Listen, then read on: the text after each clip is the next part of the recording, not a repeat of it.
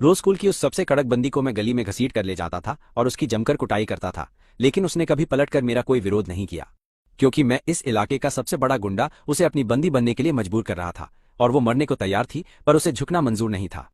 तो मैंने कुछ नल्ले लड़कों को भाड़े पर बुलाकर उसे रोज पीटने का अपना एक पक्का रूटीन बना लिया था।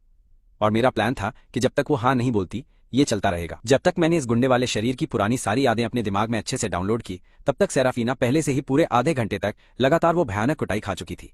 तभी अचानक सिस्टम ने एक भयानक चेतावनी देकर मेरी खोपड़ी सटका दी कि होस्ट, अगर तुमने अभी के अभी जाकर उस लड़की को नहीं बचाया तो असली हीरो यहाँ आ धमकेगा और फिर ऐसा रायता फैलेगा कि सब कुछ एकदम बर्बाद हो जाएगा और तुम कुछ भी नहीं उखाड़ पाओगे। असल में मेरी पिछली जिंदगी का बटाधार तब हुआ था जब मैं बहुत ज्यादा टिश्यू पेपर इस्तेमाल करने के चक्कर में फिसलकर मर गया था। वो मौत का एकदम घटिया तरीका था और फिर अचानक चमत्कार से एक नॉवल के अंदर इस खतरनाक गुंडे वाले शरीर में आ गया था। डर के मारे मेरी तो पूरी तरह हवा टाइट हो गई और मैंने तुरंत अपने चमचों को जोर से चिल्लाकर उसे पीटने से रोक दिया। मैंने कहा, बस बहुत हो गया, अब इसे मारना बंद करो। वो बंदी एकदम खूंखार और डरावने तरीके से मेरी तरफ लगातार घूर कर देखे जा रही थी। तभी उस फालतू सिस्टम ने मुझे एक नई जानकारी देकर बताया कि इस समय विलन का मेरे लिए प्यार का लेवल 90 पर है। मुझे समझ आया कि जो लड़की मेरे ठीक सामने खड़ी थी, असल में वही इस पूरी किताब की सबसे खतरनाक और मुख्य विलन थी।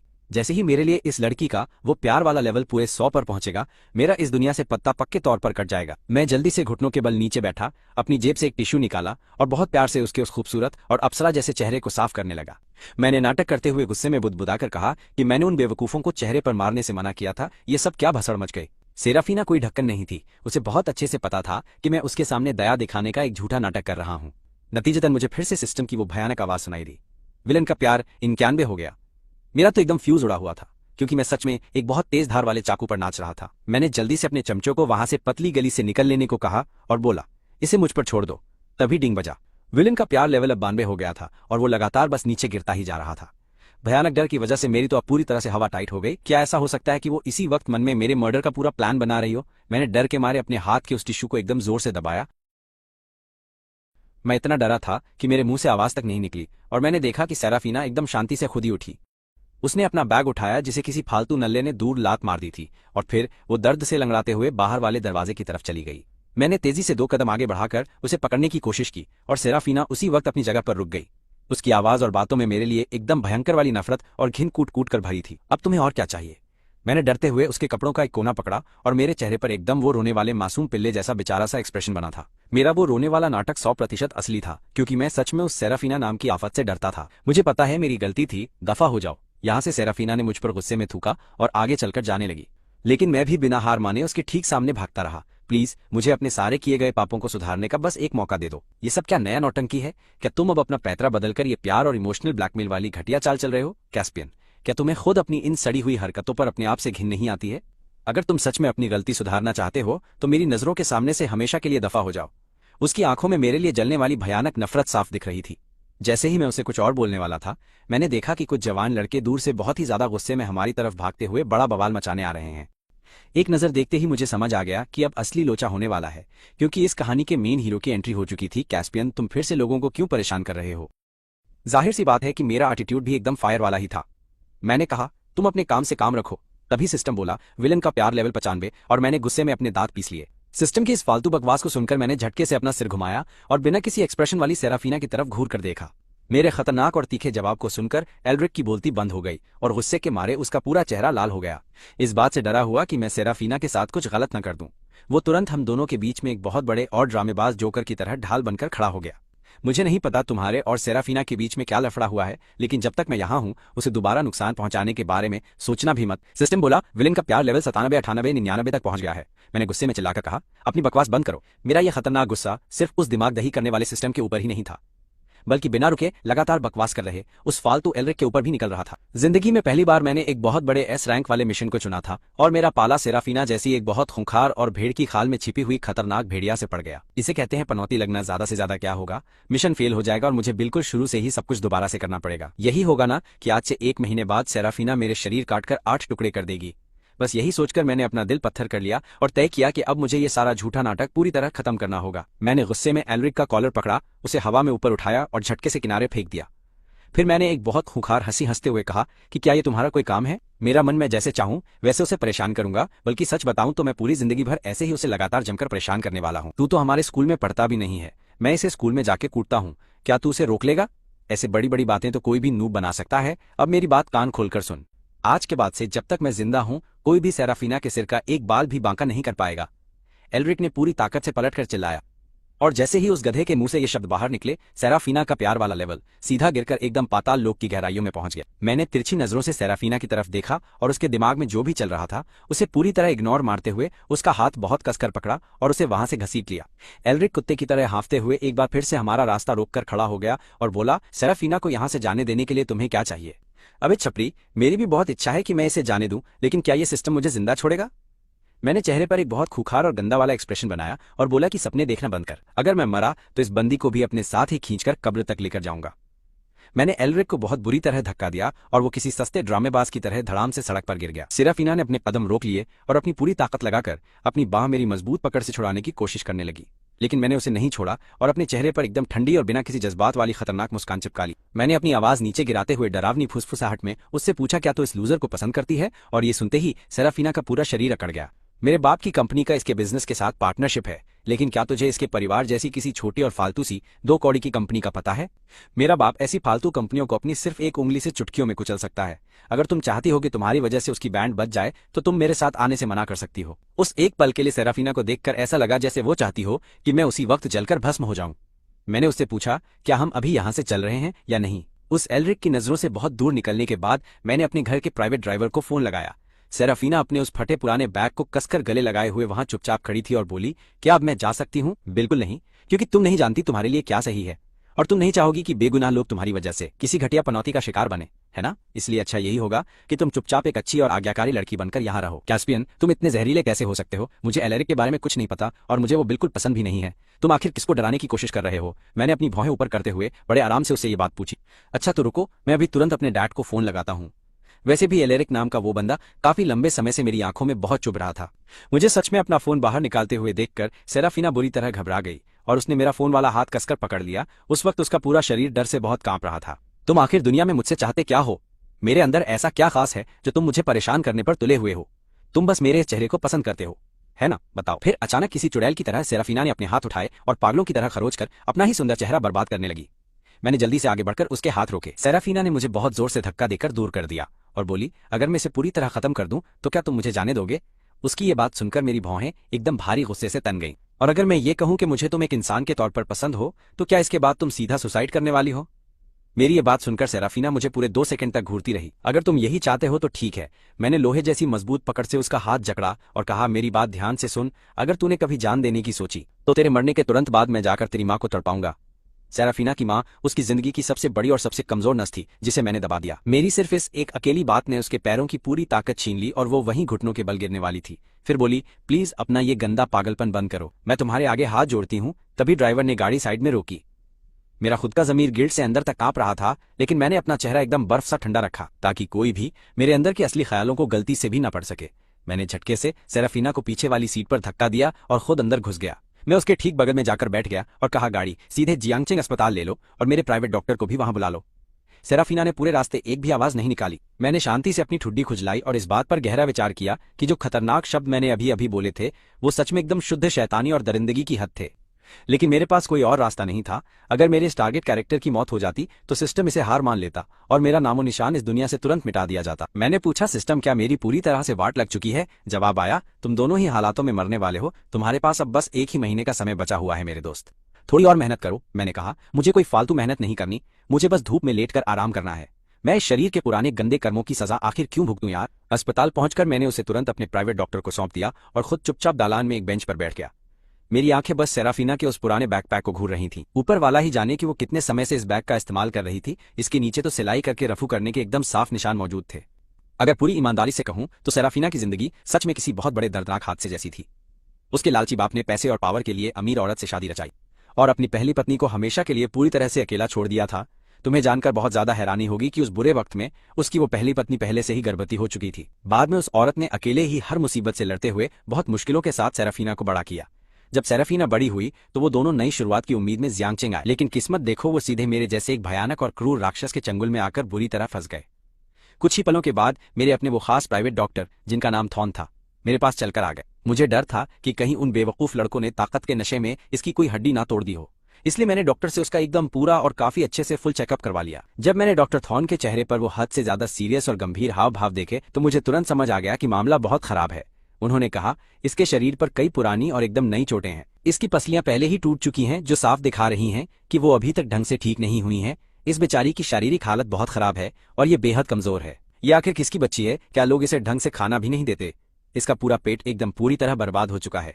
मैं बिना कोई भी शब्द बोले एकदम सन्नाटे में चुपचाप सुन रहा था। इसके शरीर पर इतनी सारी चोटें आखिर कैसे लगीं? क्या ये तुम्हारी क्लासमेट है? मैंने कहा, बहुत बहुत शुक्रिया डॉक्टर, क्या अब मैं इसे अपने साथ वापस लेकर जा सकता हूं सर? डॉक्टर बोले, मैं अभी इसे एक ड्रिप चढ़ा रहा हूं जो लगभग 1 घंटे में पूरी हो जाएगी। कैस्पियन, मैं अच्छी तरह जानता हूं कि तुम्हारी फैमिली की खराब सिचुएशन ने तुम्हें बहुत तोड़ा है, लेकिन मुझे सच में पूरी उम्मीद है कि तुम इस तरह खुद को यूं बर्बाद होने से जरूर रोकोगे। तुम्हारे कॉलेज के एंट्रेंस एग्जाम भी अब बहुत जल्द आने वाले हैं, इसलिए थोड़ा हौसला रखो और अपना गेम एकदम मजबूत रखो। मैंने सिर्फ इतना कहा कि मुझे पता है बाहर का आसमान पूरी तरह से काला हो चुका था जब मैं बाहर से वो सफेद दलिया लेकर आया। उस वक्त सेराफीना अस्पताल के बिस्तर पर आधी बैठी हुई थी और उसके हाथ में ड्रिप लगी हुई थी। उसके चेहरे और पूरे शरीर पर मौजूद सभी गहरी चोटों का डॉक्टर ने बहुत ही अच्छे तरीके से इलाज किया था। उसके माथे और आंख के कोने पर चिपकी हुई उन मोटी सफेद पट्टियों की वजह से वो सच में मुझे काफी ज्यादा मजाकिया और देखने में जोकर लग रही थी। मैं बहुत ही सावधानी से घिसटता हुआ उसके पास गया और उसके बिस्तर के ठीक बगल में बैठ गया और फिर फाइनली बोला, मैंने आज विचार किया और माना कि सारी गलती सिर्फ मेरी थी। मुझे सच में अपनी गलती का पूरा एहसास है। मेरा असली मकसद सिर्फ तुम्हारा ध्यान अपनी तरफ खींचना था, लेकिन मैं उस पुराने कैरेक्टर की उन सभी घटिया और गंदी हरकतों पर पर्दा नहीं डाल पा रहा जो उसने तुम्हारे साथ की थी। मैंने एकदम फ्रस्ट्रेशन में अपना सिर खुजलाया और कहा, खैर ये सब फालतू बातें छोड़ो, मैं तुम्हें अपनी कोई भी सफाई देने का इरादा छोड़ रहा हूँ। डॉक्टर ने मुझे बताया था कि तुम्हारा पेट बहुत ही बुरी हालत में है, इसलिए ये दलिया पी लो, ये तुम्हारे पेट के लिए काफी अच्छा है। ये बात सुनकर सेराफीना खुलकर हंसी। क्या ये वही पुराना ड्रामा है जिसमें पहले कस के थप्पड़ मारते हैं और फिर प्यार जताते हैं? क्या तुम सच में मुझसे ये उम्मीद लगाकर बैठे हो कि मैं तेरी बातों पर पिघलूंगी? मैंने ऐसा कभी नहीं सोचा। तुम बस इसे मेरे अंदर के इंसान की अचानक जागी हुई इंसानियत मान लो। तुम्हें मुझसे पूरी नफरत करने का हक है, इसलिए तुम नफरत करती रहो। तुम बस मुझसे अपनी वो नफरत जारी रखो। खैर, मैंने अब हार मान ली है। उसने पूछा, किस चीज से हार? मेरे इतने अच्छे भाषण का भी उस लड़की पर रत्ती भर भी असर नहीं हुआ। मैं पक्का वादा करता हूँ अब कोई भी तुम्हें नहीं मारेगा। मैं जानता हूँ कि तुम मुझे नफरत करती हो और हमेशा मेरी शक्ल नहीं देखना चाहोगी, लेकिन क्या हम दोनों आपस में एक छोटी सी डील कर सकते हैं? मैंने थोड़ा डरते हुए पूछा, अगर तुम सच में आगे चलकर मेरे साथ कुछ भी करने का सोचो तो जब वो सही वक्त आए तो क्या तुम मुझे मारने के लिए थोड़ा कम दर्दनाक तरीका अपना सकती हो? क्योंकि कसम से मुझे दर्द से बहुत ज्यादा भयानक डर लगता ही है। उस ओरिजिनल कहानी में मेरी मौत का एकदम सही तरीका तो कहीं नहीं लिखा था, लेकिन सिर्फ उसकी खौफनाक एंडिंग देखकर ही मुझे अच्छे से समझ आ गया था कि मेरा असली अंत कितना ज्यादा भयानक होगा। सेराफीना को मुझे बुरी तरह तड़पाने में बहुत ही गंदा मजा आता और यही चीज उसे हमेशा के लिए जुर्म की उस अंधेरी दुनिया में धकेल देती जहां से वापसी नामुमकिन थी। कसम से ये पूरा मिशन ही एकदम बकवास था। सेराफीना ने मुंह घुमा लिया और बोली, मुझे तुम्हारी एक भी बात समझ नहीं आ रही। मैंने अपना सिर खुजलाते हुए मन ही मन कहा, अच्छा तो इसे समझ नहीं आ रहा, बहुत खूब, चलो कोई बात नहीं। हालांकि मैं अच्छे से जानता था कि सेराफीना पक्का नाटक कर रही है, लेकिन फिर भी मुझे अपना ये वाला कैरेक्टर निभाना ही था। और उस सब के बाद अंत में सेराफीना ने उस सफेद दलिया का एक दाना भी नहीं खाया। एक नर्स के उसकी ड्रिप हटाते ही वो लड़की बिना कुछ बोले सीधे कमरे से एकदम बाहर चली ही गई। मैं भी एक पिल्ले की तरह चुपचाप उसके पीछे लग गया। उसे पैदल घर जाने के लिए सड़क की तरफ जाते देखकर मैंने रुक कर पूछा कि तुम आखिर जा कहाँ रही हो? मैंने उसे कहा, मैं तुम्हारी मंजिल तक छोड़ देता हूँ। उसने जवाब दिया, जरूरत नहीं है, मैं बस लेकर अपने आप चली जाऊंगी। उसने अपनी जेब टटोली और अंदर से 2 एकदम मुड़े तुड़े $1 के नोट बाहर निकाले। मैं आगे कुछ और बोलने ही वाला था, लेकिन तभी मुझे अचानक से एक सेराफीना की उस खतरनाक और अड़ियल ईगो को याद करके मैंने अपना मुंह एकदम बंद रखना ही सही समझा। मैं भी तेरे साथ आ रहा हूँ भाई। मैंने एकदम से ढीठ बनकर उसकी परछाई की तरह उसके साथ चिपकने की भयंकर वाली जिद पकड़ ली। सच कहूं तो पुराने दिनों में उस बंदी के दिल में मेरे लिए थोड़ी बहुत इज्जत तो पक्का बची थी। मेरे लिए एक अच्छी वाइब थी। जब भी वो इस बात को याद करती है, सेराफीना खुद से ही एकदम पागलों की तरह नफरत करने लगती है। पूरा कबाड़ा हुआ जब उस बंदी ने पहली बार स्कूल में कदम रखा था तो उसके पास पहनने के लिए वर्दी तक नहीं थी। उसके शरीर के कपड़े धुलकर एकदम सफेद हो चुके थे, जो दूर से ही उसकी गरीबी का तमाशा बना रहे थे। हमारा स्कूल पूरे जियांगचिंग शहर के अंदर सबसे कड़क और एकदम नंबर 1 हाई स्कूल माना जाता था। गुरु जहां हवा में ही पैसे और पावर का खतरनाक गुरूर महकता था, उसके पास अपना भौकाल टाइट करने के लिए कुछ भी नहीं था और स्कूल के बीच में ट्रांसफर होने की वजह से सीधे एकदम उसे सबसे रद्दी और फालतू क्लास में फेंक दिया गया था। ये क्लास असल में बिना दिमाग वाले नल्ले और एकदम निकम्मे अमीरजादों का सबसे बड़ा अड्डा बन चुकी थी बॉस। जब वो सारे छपरी और चवन्नी छाप लोग उसका सरेआम मजाक उड़ाते हुए फालतू की बकवास कर रहे थे, तब मैं ही वो अकेला लेजेंड था जो उसके पास पूरी किलर वाइब वाली स्माइल लेकर गया था ताकि उससे थोड़ी बहुत बातचीत शुरू कर सकूं। उस वक्त उस ढक्कन लड़की ने बड़ी ही मासूमियत से मेरी इस खतरनाक चाल को एकदम असली और सच्ची वाली दया की भावना समझ लिया। उसे क्या पता था कि ये सब तो बस अपना उल्लू सीधा करने का एक बहुत ही शातिर जाल था। सेराफीना काफी देर तक मुझे एकदम खामोशी से घूरती रही। तुमने बोला था कि तुम मुझे अपनी बंदी बनाना चाहते हो, और फिर उसके बाद क्या तुम आखिर मुझसे ऐसा क्या उखाड़ना चाहते हो? उस लड़की ने अचानक मेरी तरफ बढ़कर हमारे बीच की दूरी को एकदम खत्म किया। अगर इस वक्त उसके हाथ में कोई चाकू होता तो वो बिना एक भी सेकंड सोचे मेरा गला रेत कर मेरा पूरा गेम ही बजा देती। एकदम खौफनाक वाइब थी। मैंने अपनी नाक रगड़ी और एकदम झूठी टेंशन दिखाते हुए बोला, मुझे तुमसे कुछ भी नहीं चाहिए। सच में तुम्हारे इस बीमार और कमजोर शरीर के अलावा तुम्हारे पास ऐसा कुछ भी नहीं है, सिवाय एक सुंदर चेहरे के जिसे देखकर कोई भी सख्त लौंडा पिघल जाए। तुम्हारे पास सच में कुछ है ही नहीं। मेरी बात सुनकर सेराफिना ने एक बहुत ही ज्यादा जहरीली सार्कास्टिक हंसी दी। तो तुम सिर्फ अपने फालतू और घटिया मजे के लिए मेरा इस्तेमाल करना चाहते हो ना? ये अपनी झूठी हमदर्दी और ये फालतू का ड्रामा अपने पास ही रखो। तुम्हें चाहिए ना कि मैं तुम्हारी बंदी बन जाऊं बे? ठीक है, मैं बन जाऊंगी। मुझे लगा कि मेरे दिमाग का फ्यूज उड़ गया है और मैं सपने देख रहा हूं। ठीक उसी वक्त पब्लिक बस धीरे से आकर हमारे सामने रुक गई। बॉस सेराफिना ने अपना पैर उठाया और बस के अंदर चढ़ गई। मैं एक सेकंड अटका और फिर कंफ्यूज होकर सीधा उसके पीछे बस में चढ़ गया। यार मैंने एकदम दबी आवाज में पूछा, सॉरी, तुमने अभी क्या बोला? हालांकि ये पूछने से मेरा वो खूंखार बैड बॉय वाला भौकाल बुरी तरह से टूट रहा था, लेकिन मुझे हर हाल में कंफर्मेशन चाहिए था। सेराफिना ने अपने होठों को एक तरफ खींचा और बोली, तुमने मुझे पहले ही पा लिया है। अब तुम जो बोलोगे मैं पक्का वही करूंगी। क्या अब तुम्हारे दिल को शांति मिल गई? सेराफिना जानबूझकर आगे की तरफ एक सिंगल सीट पर जाकर बैठ गई ताकि मैं उसके पास ना आ सकूं। ये बंदी बहुत तेज है। क्योंकि आसपास कोई भी सीट खाली नहीं थी तो मैंने भी ढीठ बनकर सीधा उसी के बगल में खड़े होने का फैसला किया। अब इस सिस्टम, क्या ये कहानी कुछ ज्यादा गड़बड़ नहीं? क्या सच में इस बंदी के दिल में मेरे लिए प्यार वाले पॉइंट आ गए हैं? सिस्टम ने बोला, हाँ, विलन का प्यार वाला लेवल 100 है। ये एकदम जिंदगी झंड कर देने वाला जवाब सुनकर मेरी तो खटिया खड़ी हो गई। मैंने अपनी भौहें सिकोड़ी और पूछा, फिर वो आके क्या करने का प्लान बना रही है? सिस्टम बोला, टारगेट के मन की बात चेक करने के लिए 100 पॉइंट लगेंगे साला। मेरे तो सारे पॉइंट इस एस रैंक वाले मिशन को खोलने में ही लुट गए थे। मेरा तो पूरा दिवालिया निकल चुका था और मैं एक भिखारी बन गया था। अपनी सबसे बड़ी कट्टर दुश्मन को डेट करने की फीलिंग कैसी होती है? मैंने सेराफिना को लंगड़ाते हुए उस खंडहर जैसी और एकदम कचरा सी बिल्डिंग की तरफ जाते हुए देखा तो मेरे दिल में एक बहुत ही भयंकर वाली उदासी छा गई। मेरा तो कबाड़ा हो गया था। सेराफिना की उस एक लाइन ने पूरी ओरिजिनल कहानी की ही धज्जियां उड़ा दी थी। इस भयानक कांड ने मुझे पूरी तरह से डरा दिया और मेरी तो हवा ही टाइट हो गई थी। मैंने अपने दांत पीसे और बिना डरे एकदम सीना तानकर उसकी तरफ बढ़ा। वैसे भी मैं तो एक जिंदा लाश ही था। तुमने तो कहा था ना कि तुम मेरे साथ रहने से अच्छा मरना पसंद करोगी, तो अचानक से तुम्हारा दिल कैसे पिघल गया? सेराफिना ने मुझे एकदम बर्फ जैसी ठंडी और घूरती हुई नजर से बस देखा और बिना एक भी शब्द बोले सीधा आगे बढ़ती रही। मेरी तो फटके हाथ में आ गई और मैंने उस पूरे रायते को समेटने की कोशिश की। मेरा मतलब था, अचानक सेराफिना ने मुझे बहुत जोर से धक्का दिया और एक खंभे से एकदम सटा दिया। तुम आखिर चाहते क्या हो? तुमने बोला था कि तुम मुझे अपनी बंदी बनाना चाहते हो और मैं मान गई। अब तुम्हें मुझसे और क्या चाहिए कैस्पियन? मैं सच में तुम्हारी इन सब फालतू हरकतों से एकदम बुरी तरह पक चुकी हूँ। मैंने अपनी भौहें सिकोड़ी और नीचे उसकी तरफ देखा। मेरे चेहरे पर एकदम असली वाली उलझन साफ दिख रही थी। सेराफिना ने मेरे लिए अपनी नफरत को छिपाने का कभी कोई भी फालतू नाटक नहीं किया था, लेकिन मेरे चेहरे पर यह एकदम अजीब सी उलझन देखकर वो अचानक से सुन्न पड़ गई कि अब वो क्या करे। उसका पूरा दिमाग दही हो गया था। उसने अचानक से अपनी पकड़ ढीली कर दी और अपना सिर घुमाकर दूसरी तरफ देखने लगी। मेरी बस एक आखिरी ख्वाहिश बची है, मैं तुम्हें इसकी पूरी भरपाई कर दूंगी। ये एक भारी डायलॉग मारकर वो मुड़ी और एकदम कल्टी मारकर वहां से खिसक गई। वो नहीं चाहती थी कि उसकी बेचारी थकी हारी माँ उसके लिए और ज्यादा टेंशन ले, लेकिन अफसोस किस्मत हमेशा हमारी बात नहीं सुनती है। बॉस जैसे ही उसने दरवाजे से घर में अपना कदम रखा, उसने देखा कि उसकी माँ एक बहुत हल्की रोशनी के नीचे बैठकर काम कर रही थी और कोई सिलाई कर रही थी। उसकी माँ ने ऊपर देखा और पूछा, क्या तुम फिर से बाहर किसी के साथ भसड़ करके आई हो? सेराफिना ने अपने होंठ कसकर दबाए और एकदम चुपचाप अपनी नजरें नीचे कर ली। उसकी माँ ने तुरंत उसके शरीर पर लगी उन सारी चोटों को देखा और उनका दिल बहुत बुरी तरह तड़प उठा, लेकिन उनमें कोई भी बड़ी बात या खोखला वादा करने की हिम्मत नहीं बची थी। उन्होंने बहुत ही कमजोर आवाज में फुसफुसाते हुए पूछा, अब हम इसका क्या करेंगे? कल मैं खुद जाकर तुम्हारे टीचर लोगों से बात करूंगी। तुम्हारा वो कॉलेज का फाइनल एग्जाम बस एकदम सिर पर ही है। तुम इस तरह से हरकतों को चालू नहीं रख सकती। सेराफिना बोली, मैं इसे खुद हैंडल कर लूंगी। भाई ये सुनकर उसकी माँ ने अपना सिर नीचे किया और बहुत ही मुश्किल से पूछा, सेराफिना, क्या तुम अपनी माँ से नफरत करती हो? वो बोली, नहीं, तुम बिना बात के ही फालतू में ओवरथिंक कर रही हो। मैं अपनी प्रैक्टिस पेपर सॉल्व करने जा रही हूँ। माँ ने एक गहरी सांस ली और बोली, अगर तुम्हें भूख लगी है तो किचन में खाना रखा है, उसे खुद ही गर्म करके खा लेना। मैं अभी थोड़ी बिजी हूँ। सेराफिना के कदम कुछ देर के लिए रुके, लेकिन उसने आखिर में पलटकर कुछ भी नहीं कहा। उसने जाते ही तुरंत अपना होमवर्क बाहर नहीं निकाला, बल्कि इसकी बजाय उसने अपने डेस्क की दराज खोली और अंदर से एक बहुत खतरनाक खंजर बाहर निकाला। ये खंजर उसकी सबसे बड़ी बेइज्जती का सबूत था और साथ ही यही वो असली आग भी थी जो उसे जिंदगी में आगे बढ़ने के लिए मजबूर करती थी। उसकी माँ अपनी जवानी के पुराने दिनों में सच में बहुत ही ज्यादा अप्सरा लगती थी, यहाँ तक कि बाकी बच्चे भी इतनी सुंदर माँ होने पर उससे पूरी तरह से जलते थे। उस साल उसने बस अभी अपनी स्कूल की पढ़ाई शुरू ही की थी। वो जब घर वापस आई तो उसने देखा कि एक मोहल्ले का एकदम लुखा और गुंडा उसकी माँ के साथ जबरदस्ती कर रहा था। वो गुस्से से चिल्लाई, रोई और पूरी ताकत लगाकर उसने बचाव किया, लेकिन अंत में घुटनों पर गिरकर एकदम गिड़गिड़ा कर रहम की भीख मांगने लगी। वो गुंडा फुल भौकाल में बिना किसी टेंशन के यही वाला खंजर सीधा उसकी तरफ फेंक कर बोला, बच्ची, अभी तेरी इतनी औकात नहीं हुई है। अगर तू मेरा गेम बजाना चाहती है तो तुझे इस खतरनाक हथियार का इस्तेमाल करना पड़ेगा। भाई, सेराफिना ने अपनी काली आंखें नीचे की और बिना कोई भाव दिखाए उस खंजर को बस घूरती रही। फिर उसने चुपचाप उसे अपने बैग के अंदर एकदम संभाल कर रख लिया। वो इस तरह की झंड जिंदगी को झेल झेल कर पूरी तरह पक चुकी थी। उधर मैं अपने उस बड़े और एकदम शानदार लग्जरी वाले बिस्तर पर मजे में लेटा था। एक अमीर खानदान के लड़के के रूप में पुनर्जन्म लेने के अपने ही अलग कड़क फायदे हैं।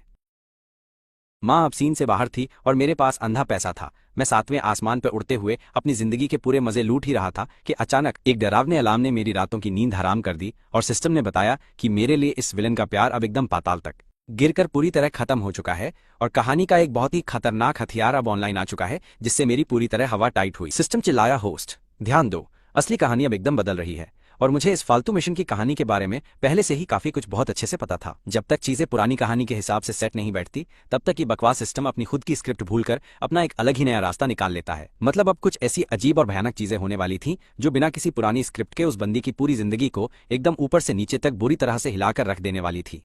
अभी कुछ पल पहले तक मैं यही सोचकर चिल मार रहा था कि कुछ नहीं बदलेगा, और अब ये भयानक लड़की पहले से ही मेरे लिए नई मुसीबतें खड़ी करने में जुट गई थी।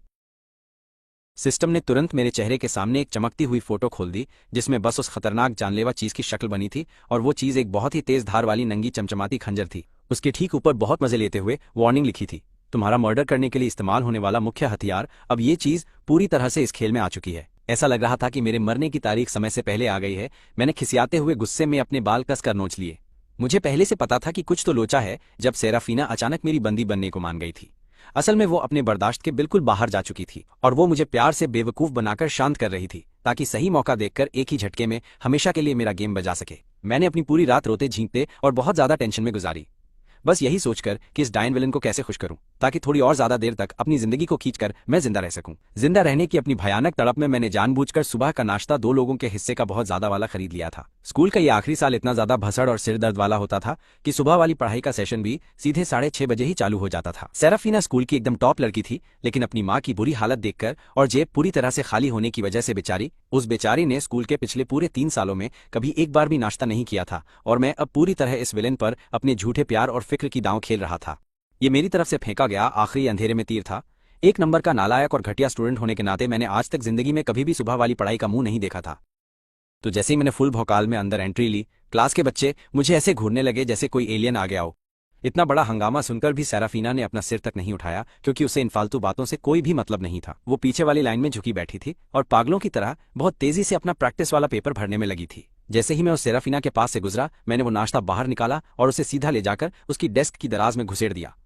फिर मैं चुपचाप उससे पूरे 3 लाइन दूर जाकर अपनी सीट पर बैठ गया। सेराफीना ने मुंह बनाया और सिर नीचे करके सोया मिल्क के उस गर्म कप को घूरने लगी जिसमें से एक बहुत मीठी और शानदार खुशबू आ रही थी। उसने उस प्लास्टिक वाले छोटे बैग पर चिपका हुआ वो एक कागज का टुकड़ा उखाड़ा जिस पर मेरी बहुत ही ज्यादा गंदी और एकदम कीड़े मकोड़े जैसी घटिया राइटिंग में एक पूरी लाइन लिखी थी, वो मेरी प्यारी बंदी, तुझे अपना ये सुबह का नाश्ता एकदम अच्छे से पूरा खाना होगा। बिना चेहरे पर कोई भी एक्सप्रेशन दिए सेराफीना ने वो कागज सीधा कचरे के डिब्बे में फेंक दिया। वैसे तो उसे शुरू में बिल्कुल भी भूख नहीं लगी थी, लेकिन उस नाश्ते की एकदम शानदार खुशबू सूंघने के बाद उसके खाली पेट में बहुत बुरी तरह से चूहे जोर जोर से कबड्डी खेलने लगे थे।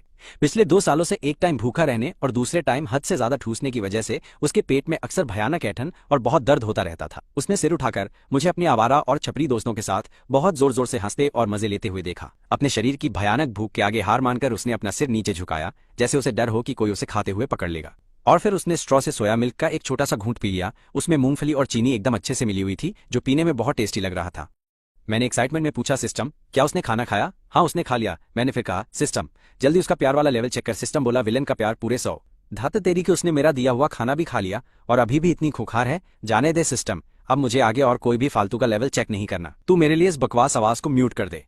प्यार व्यार सब मोह माया है, अब मैं सब अपनी किस्मत के भरोसे छोड़ रहा हूँ। बहुत ज्यादा भूख लगने के बाद भी खुद पर गजब का कंट्रोल रखते हुए सेराफीना ने सिर्फ एक ही स्टीम बन खाया था।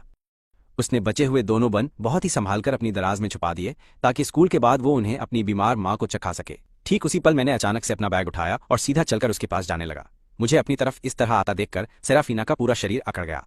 वो लगातार मुझे घूर रही थी। जब मैंने उसके बगल वाली कुर्सी खींची और उसके ठीक पास बैठ गया, फिर मैंने अपनी डेस्क पर एक एकदम साफ सुथरा खाली पेपर बिछाया। मेरी आंखों में उम्मीद की एक अजीब सी चमक थी और मैंने उससे प्यार से पूछा, बंदी क्या मैं तेरा होमवर्क कॉपी कर सकता हूँ? उसने तुरंत तंज कसते हुए कहा, क्या तूने जिंदगी में कभी भी होमवर्क किया है? मेरी आंखों में एक बहुत ही कातिलाना सी मुस्कान आ गई और मैंने कहा, ओहो, तो मतलब तू भी छुप छुप कर मुझ पर पूरा ध्यान देती है? सेराफीना ने मेरा मजाक उड़ाते हुए कहा कि सपने देखना बंद कर। पूरे स्कूल में आखिर ये बात किसे नहीं पता है कि तू कभी अपना होमवर्क नहीं देता, इसलिए तेरे पढ़ाई वाले नंबर सच में माइनस में जा चुके हैं। अगर तेरे अमीर बाप का पैसा नहीं होता तो तू कब का स्कूल से निकाला जा चुका होता। गुस्से से मेरा मुंह बहुत जोर से फड़कने लगा। ठीक है, अगर तू कॉपी नहीं करने दे रही तो मत करने दे, क्या मैं इसे खुद से सॉल्व नहीं कर सकता? मैंने बहुत ही ज्यादा सीरियस एक्सप्रेशन बनाकर अपने उस खाली पेपर को ऐसे घूरना शुरू किया जैसे मानो मैं सच में आज उसे खुद ही सॉल्व करने का खतरनाक वाला प्लान बना चुका था। ये देखकर सेराफीना सच में थोड़ी हैरान रह गई, क्योंकि ऐसा नहीं था कि उसने इससे पहले कभी मुझे इस तरह की सेम बातें नहीं बोली थी। उस वक्त मैंने उसके बाल पकड़कर घमंड से कहा होता कि अगर मैं नहीं पढ़ता तो क्या मेरे पास एक बहुत ही अमीर बाप का अंधा पैसा है? मैं तेरी तरह नली भिखारन नहीं, जिसके पास कुछ नहीं है और जो सिर्फ पागलों की तरह रट्टा मारकर ही जिंदा रह सकती है। मैंने उस भयानक मैथ के पेपर को घूर कर देखा। जो भी ऑप्शन दिखने में अच्छा लगता मैं बिना सोचे समझे उसी पर सीधा टिक मार देता। जो लंबे सवाल मेरे सिर के एकदम ऊपर से बाउंस हो रहे थे उनमें मैंने बस कोई भी उल्टा सीधा नंबर पेल दिया। जहां बाकी नूब बच्चों को ये पेपर खत्म करने में पूरा 1 घंटा लगता, मैंने पूरे भौकाल के साथ सिर्फ 5 मिनट में इसे निपटा दिया। सराफीना ने बहुत गंदे तरीके से मुंह बनाया, क्योंकि उस पूरे पेपर पर मेरा एक भी जवाब सही नहीं था। मैंने देखा कि वो छुप छुप कर मेरे उस पेपर को ताड़ रही थी, तो मैंने बड़े स्वैग में अपनी आईब्रो ऊपर उठाई और हवाबाजी करते हुए बोला, क्यों, कैसी लगी? मेरी ये स्पीड बहुत तेज है ना? सच बताऊं तो मुझे ये बच्चों वाला होमवर्क करना बिल्कुल भी मुश्किल नहीं लगता। जैसे ही वो सुबह का पढ़ाई वाला बोरिंग सेशन खत्म हुआ, मैंने ठीक वैसा ही एक और नाश्ते का पैकेट बाहर निकाला जैसा मैंने सेराफीना को दिया था और उसे एकदम मजे से अपनी डेस्क पर फैला लिया। उस शानदार नाश्ते को देखकर सेराफीना के लिए अपनी आंखें वहां से हटाना बहुत मुश्किल हो रहा था। अगले ही पल उसने देखा कि मेरे हाथ में बंद था और मैंने उसे सीधा उसके मुंह के सामने ठूस दिया। मैंने कहा, मुझसे ये पूरा खत्म नहीं होगा, इसे खाने में मेरी मदद कर। और इससे पहले कि वो कोई भी बकवास करती, मैंने उसे सीधा उसके मुंह के अंदर ठूंस दिया। अपने हाथों पर ठुड्डी टिकाकर मैं सेराफीना को घूर रहा था, जो बिना किसी एक्सप्रेशन के मजे से वो बन चबाई जा रही थी। सच बताऊं तो अगर वो एक सन की हत्यारी विलेन नहीं होती तो इस तरह उसके मजे लेने में मुझे कसम से बहुत ही ज्यादा मजा आता। सेराफीना बहुत नजाकत से खा रही थी। उसे तो असल में एक बहुत ही अच्छी इंसान होना चाहिए था, है ना कैस्पियन? आज तुम इतनी जल्दी यहाँ स्कूल में कैसे आ गए?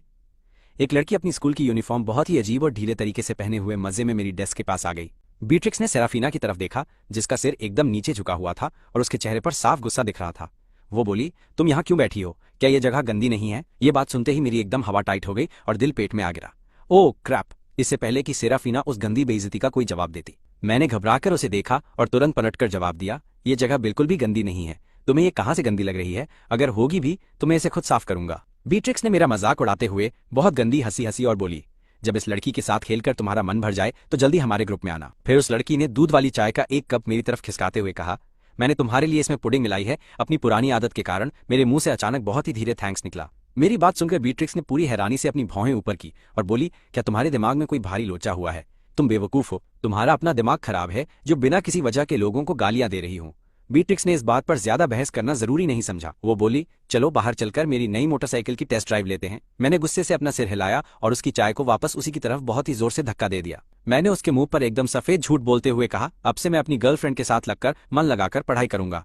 उसने कहा, क्या तुमने आज सुबह कोई गलत दवा खा ली है यार? ये सुनकर बीट्रिक्स के सब्र का बांध पूरी तरह टूट गया और वो झल्लाकर बोली, फालतू नौटंकी बंद करो और जल्दी चलो, टीचर बस आने ही वाला है, फिर हम अपनी एक क्लास बंक कभी नहीं कर पाएंगे। भाई, मैं सच में कोई फालतू मजाक नहीं कर रहा, मैं खुद को पूरी तरह से बदल रहा हूँ, क्योंकि मेरी गर्लफ्रेंड पढ़ाई में बहुत होशियार है, इसलिए मैं उसी के साथ एक ही अच्छी वाली यूनिवर्सिटी में अपना दाखिला करवाऊंगा पक्का। कैस्पियन, फालतू का जोक मारना बंद करो। कैसी गर्लफ्रेंड? वो एक टाइम पास खिलौने से ज्यादा कुछ नहीं है, और ये बात तुम अच्छे से जानते हो। क्या वो तुम्हारे लायक है? क्या कल तक तुम ही अपने लड़कों को उसे डराने के लिए नहीं भेज रहे थे और आज बड़े शरीफ बन रहे हो? ये सब नौटंकी बस करो और चुपचाप चलो मेरे साथ। उसकी वो फटी हुई टेप रिकॉर्डर जैसी बकवास सुनकर मेरी बाईं आंख बहुत तेज फड़कने लगी थी। तभी सेराफीना के चेहरे पर मेरा मजाक उड़ाने वाली एक बहुत ही शातिर सी मुस्कान अचानक आ ही गई थी। मुझे ऐसा लग रहा था कि अभी गुस्से से मेरा सिर फट जाएगा। मैंने उसे घूरते हुए एकदम चिल्लाकर कहा, वो कोई खेलने वाला फालतू खिलौना नहीं है। मैं सच में पूरे दिल से उसे अपनी गर्लफ्रेंड मानता हूँ। मैं एकदम सीरियस हूँ और अब मैं तुम लोगों के साथ बिल्कुल भी आवारागर्दी नहीं करने वाला हूँ। कल उसे डराना मेरी सबसे बड़ी गलती थी और अब मैं बदल चुका हूँ। आज के बाद तुम में से कोई भी उसे परेशान करने के बारे में बिल्कुल सोचना भी मत समझी। मुझे इस तरह एकदम सीरियस होकर बात करते देखकर बीट्रिक्स की आंखों में गुस्सा भर गया। वो बोली, कैस्पियन, तू सच में एक बहुत ही अजीब और अलग इंसान बन गया है। बाकी बेवकूफ लोगों को भले ही न पता हो, लेकिन मैं अच्छे से जानती हूँ कि तू कैसा कचरा इंसान है। फिर उसने सेराफीना को घूरा और उसकी डेस्क पर जोर से अपना हाथ मारते हुए उससे ये पूछा था, तूने इसे ऐसा क्या बोल दिया है? वो तुमसे कुछ पूछ रही है। सेराफीना ने बिना डरे जवाब दिया, अगर तुम सवाल करोगी तो क्या मैं तुम्हें जवाब देने के लिए पूरी तरह मजबूर हूं क्या? सेराफीना की इस बात पर बीट्रिक्स बुरी तरह भड़क उठी और उसने सेराफीना का कॉलर बहुत जोर से पकड़ते हुए कहा, सत्यानाश, लगता है तेरे सिर पर आज मौत मंडरा रही है, पक्का बता। हमारे आसपास खड़े नॉर्मल बच्चों की डर के मारे हवा टाइट हो गई और वो बिना कोई आवाज किए एकदम शांत खड़े थे। और वहीं दूसरी तरफ क्लास के बिगड़े हुए लड़के इस भसड़ का तमाशा देखने के लिए जल्दी से आगे आकर अपनी कुर्सियां और डेस्क रास्ते में से पूरी तरह साइड हटा ही रहे थे। भाई, अगले ही पल मैंने अपना भारी हाथ बीट्रिक्स की बांह पर पूरी ताकत से दे मारा और कहा, इसे छोड़ दे बीट्रिक्स ने। आज से पहले मुझे इतने खौफनाक और गुस्से वाले रूप में कभी नहीं देखा था यार। उसे तुरंत एहसास हो गया कि मैं आज सच में भयंकर गुस्से में हूं। वो बोली, ये सब क्या बकवास है, तू तो रोज मुझसे डींगे हाँकता था कि तू सेराफीना को फंसाकर अपने पीछे घूमने वाली एक आज्ञाकारी कुतिया बना लेगा, और आज उसी एक फालतू लड़की के लिए तू मेरे ही खिलाफ खड़ा हो रहा है। क्यों? मैंने सेराफीना को पीछे खींचते हुए उसे अपने पीछे अच्छी तरह से छिपा लिया और कहा, इस सब में उसका कोई लेना देना नहीं है, मैंने अपनी मर्जी से किया है। गुस्से से बीट्रिक्स का चेहरा पूरी तरह से काला पड़ गया और फिर उसने बहुत गंदे तरीके से डेस्क पर लात मारी। मैं बच नहीं पाया और डेस्क सीधे मुझसे टकरा ही गई थी। डेस्क के कमर पर लगते ही दर्द के मारे मेरी सिसकी निकल गई। इसके बाद बीट्रिक्स बाहर खेलने नहीं गई और मुझसे थोड़ी ही दूरी पर आकर एकदम चुपचाप एक जगह पर वो बैठी गई थी, बिना बोले। तभी मेरे वो चमचे जो हमेशा मेरे पीछे फालतू आवारा कुत्तों की तरह लगे रहते थे, बोले, बॉस आज आप बहुत ही अजीब बर्ताव कर रहे हो। मैंने कहा, क्या तुम्हें ऐसा लगता है क्या? मुझे अपनी कमर में इतना भयंकर दर्द हो रहा था जैसे कोई उसे आरी से काट रहा हो। मैंने दांत पीसते हुए उन सभी चमचों को वहां से दफा होने कहा। जब वो सारे लड़के मेरे पास से पूरी तरह हट गए तब जाकर मैंने बहुत सावधानी से अपनी कमर पकड़कर बैठते हुए अपनी शर्ट को धीरे से थोड़ा सा ऊपर की तरफ उठाया था। मैंने देखा कि जहां डेस्क लगी थी वहां पर पहले से ही एक बड़ा लाल निशान उभर आया था। सच में वो बहुत ही ज्यादा जोर से मारती है। सेराफीना, जो लगातार मेरे हर एक मूवमेंट को बड़ी ही ध्यान से देख रही थी, उसने ये पूरा सीन देखा और उसका शरीर अचानक बहुत सिकुड़ गया। मेरा हाथ अभी भी मेरी उस चोट वाली जगह को बहुत आराम से सहला रहा था। तभी सेराफीना के चेहरे के हाव भाव बदले और वो बोली, तुम इसी लायक हो। मुझे ऐसा लग रहा था कि अगर मैंने अपनी भड़ास निकालने की सोची तो मैं अभी इसी वक्त सेराफीना से एकदम गंदी वाली लड़ाई पक्का कर ही बैठूंगा। आज सच, तुम इन सब फालतू चीजों की इतनी फिक्र क्यों करते हो? मैंने अपनी आंखें फाड़कर उसे जवाब दिया कि वो तुम्हें बहुत जोर से मारने वाली थी। ये कोई पहली बार नहीं होता जब मैं उसके हाथों से मार खाती। ये बात कहते हुए वो मुझे लगातार बहुत ही गहराई से देख रही थी और मुझे अंदर से बहुत ज्यादा गिल्ट महसूस हो रहा था। शर्मिंदगी के कारण मेरा पूरा चेहरा लाल हो गया था, लेकिन फिर भी मैंने एकदम अकड़ते हुए कहा, मैंने तुम्हें कल ही कहा था कि सिर्फ मुझे ही तुम्हें बुली करने का हक है। अगर कोई दूसरा तुम्हें मारेगा तो मैं ये बिल्कुल बर्दाश्त नहीं करूंगा। वो बोली, फिर तुम उनके साथ लड़ाई क्यों मोल ले रहे हो? मैंने अपना होठ चबाया। मुझे वो सारी बातें बिल्कुल अच्छी नहीं लगी जो वो तुम्हारे बारे में बोल रहे थे। वो बोली, तुम भी हमेशा ऐसी सेम बातें बोलते थे, तुम सब एक ही जैसे हो। सेराफीना के मुंह से निकली हर एक बात मेरे दिल पर किसी भारी पत्थर की तरह लग रही थी और सबसे बुरी बात यह थी कि मैं उसके किसी भी शब्द को गलत साबित नहीं कर सकता। मैंने बहुत ही धीरे से बड़बड़ाते हुए कहा, मैं अब उन बिगड़े हुए लोगों जैसा बिल्कुल नहीं रहा हूं और मैं खुद को पूरी तरह बदलने वाला हूं। बीट्रिक्स सही कह रही थी, तुम्हें सच में अपना दिमाग किसी डॉक्टर को दिखाना चाहिए। तुम मेरे बारे में ऐसा कैसे कह सकती हो? मैं तुम्हारे साथ पल भर के लिए अच्छा बना और तुम तुरंत मेरे सिर पर चढ़कर अपनी अकड़ दिखाने लगी। सेराफीना ने खिड़की के बाहर देखने अपना सिर घुमाया और कहा, हाँ, तुम्हारा यह रूप थोड़ा ज्यादा नॉर्मल है, तुम खुद अंदर से पूरी तरह बीमार हो। मैंने उसे गाली दी। भारी फ्रस्ट्रेशन को महसूस करते हुए मुझे इस बात का अच्छे से एहसास हो गया कि इस छोटी सी भसड़ और ड्रामे को छोड़कर यह स्कूल की क्लास सच में बहुत ही उबाऊ थी। टीचर्स को कोई फर्क नहीं पड़ता था कि मैं आज आखिर कहां पे बैठा हुआ हूं। भाई, मेरी जगह से फर्क नहीं पड़ता क्योंकि मुझे वैसे भी कुछ नहीं पढ़ना था। जब तक मैं क्लास में बिना शोर मचाए एकदम शांति से बैठा था तब तक टीचर्स भी मेरे बगल में बैठी सेराफीना पर बिल्कुल ध्यान नहीं देते थे। मैं वहां बैठे बैठे पक चुका था, इसलिए मैं अपनी डेस्क पर पसर ही गया और मुझे हल्की नींद आने लगी थी। तभी अचानक पूरी क्लास में एक बहुत जोरदार शोर मचने लगा। मैंने नींद से भरी अपनी भारी पलकों को ऊपर उठाया और अपनी दोनों आंखें पूरी मली थीं। स्कूल वाले अचानक से कभी भी किसी का भी बैग चेक करने आ जाते थे और खास तौर पर हमारी वाली क्लास के लिए तो ये चेकिंग हद से ज्यादा सख्त होती ही थी। अगर गलती से भी कोई हथियार, फोन या नॉवल जैसी गैरकानूनी चीज बैग में मिलती तो वो सीधा माता पिता को बुलाते। हालांकि उस वक्त मुझे इस बात से कोई घंटा फर्क नहीं पड़ता। अगर मैं खुद से अपना फोन टीचर के हाथ में दे देता तब भी किसी की हिम्मत नहीं थी कि वो उसे रख लें, और बाकी फालतू चीजों की बात है तो वो मेरे पास थी ही। जब चेकिंग करने वाली पूरी टीम अचानक हमारी क्लास में पहुंची तो मैं खुद अपनी जगह पर खड़ा हो गया, लेकिन सिर घुमाकर देखा तो सेराफीना अपनी जगह से 1 इंच नहीं हिली।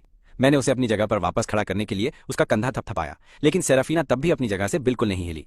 उसका ये सब अजीब बर्ताव देखकर मुझे थोड़ी सी भारी कंफ्यूजन होने ही लगी थी। जब मैंने बहुत ही पास से ध्यान से देखा तो डर के मारे उसके चेहरे का रंग एकदम उड़ चुका था। तब तक टीचर पीछे पहुंच चुका था, इसलिए मैंने अपना बैग उन्हें दे दिया। उस टीचर ने बैग में जल्दी छानबीन की और फिर सेराफीना की कुर्सी पर रखे हुए बैग को लेने तुरंत अपना हाथ आगे बढ़ाया था। इससे पहले कि मास्टर के पल्ले कुछ पड़ता एक कड़क आवाज अचानक से गूंज उठी कि आखिर ये क्या बवाल है। भाई साहब, दिमाग घूम गया। सेराफीना के चेहरे पर बिल्कुल भी कोई भाव नहीं था। जब क्लास टीचर ने ये सारा बवाल और शोर शराबा सुना और वहां पास आकर पूरे सीन को हैंडल करने के लिए कुछ समझाना चाहा तो अचानक उस खतरनाक हथियार को देखते ही मास्टर की सिट्टी पिट्टी गुम हो गई। तुम इसे स्कूल में क्यों लाई हो? तुम्हारा असली नाम क्या है? सच सच बताओ लड़की। टीचर के ऐसे भयंकर और लगातार सवालों को सुनकर मेरे दिमाग की बत्ती अचानक से जल उठी कि पक्का यही वो जगह है जहां से पूरी कहानी पलटने वाली है। बॉस, अगर हमारी तरह कोई बिगड़ा हुआ और रईस बाप का छपरी लड़का होता तो मामला आसानी से दब जाता, लेकिन जिसके पास से यह हथियार पकड़ा गया है वो बेचारी सेराफीना थी। इसका तो भारी कट गया। ये तो सीधा स्कूल से लात मारकर बाहर निकालने वाला कांड था। लेकिन सेराफीना ने अपना मुंह एकदम बंद रखा और एक भी शब्द नहीं बोला, जिसे देखकर मास्टर का गुस्सा एकदम 7वें आसमान पर पहुंच गया था। भाई, जब मैंने देखा कि सेराफिना सिर्फ अपना नाम बताकर चुप है तो मैंने अपना हीरो वाला एटीट्यूड दिखाया और डेस्क पर जोर से हाथ मारकर अचानक खड़ा हो गया। रुको, मैंने चेकिंग करने वाले मास्टर पर जोर से चिल्लाते हुए कहा। टीचर ने पूछा कोई दिक्कत है? मैंने कहा हाँ। फिर मैंने सेराफिना की तरफ देखा जो एकदम डरी सहमी खड़ी थी। ऐसा लग रहा था कि उसने हार मान ली है या उसकी हवा टाइट हो गई है। मैंने गहरी सांस ली और बोला, इसे इस बारे में कुछ नहीं पता है। इसके बैग में जो खंजर है वो मैंने ही खुद रखा था।